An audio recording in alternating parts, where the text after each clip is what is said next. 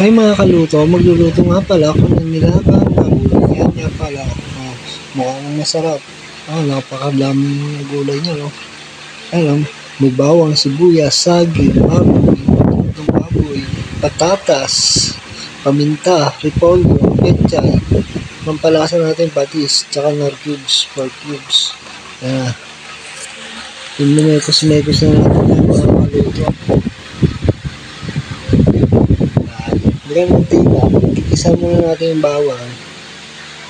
Lagyan natin sibuyas. Pagkagisa natin yan, lagyan natin sa kutsara natin yung baboy. Lamay ko na. Para solid. Sa kutsara natin para malasa yung baboy. Para labas-labas yung mga dugo. Mekos lang natin yung mga kaluto. Sabi na Indiano, mekos lang. Sa kutsa lang. Yan mga kaluto. Napakasolid niyan. Lagyan akong paminta, pampalasa. Sunod patis, para may lasa na kagad. Haluin na natin yan. Mga kaluto, mekos lang yan. Halo-halo lang. Tapos lagyan natin yung unaba ng bigas. Para solid yung malasa talaga.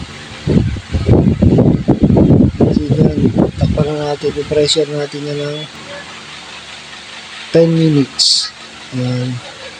After 10 minutes yan, papakuloyin natin yan. Pag kumulo, lagyan na natin patatas, yung mga hirap lumambot. Hintayin ulit natin kumulo yan. Kumulo na, lagay na natin paminta. Malasa, lalagay na natin yan. Ayan, saging, para medyo manumis na piece ang ating nilagang baboy. Nor cubes, 4 cubes, para solid, lasang-lasang baboy. Mga kaluto. Hintayin, kumulo, lutuin pa natin maigi yung gulay. Yung patatas tsaka saging. Sundan natin yung repolyo. Mga kaluto, halo-halo lang. Mekos lang. Pag okay na, lagyan na natin yung pechay. Napakaraming pechay yun, para solid. Kaya na natin yan. Solid yan, puro-puro, mga kaluto. Luto na mga kaluto. Salamat sa panonood ng video. Solid, Salamat sa panonood. Thank you.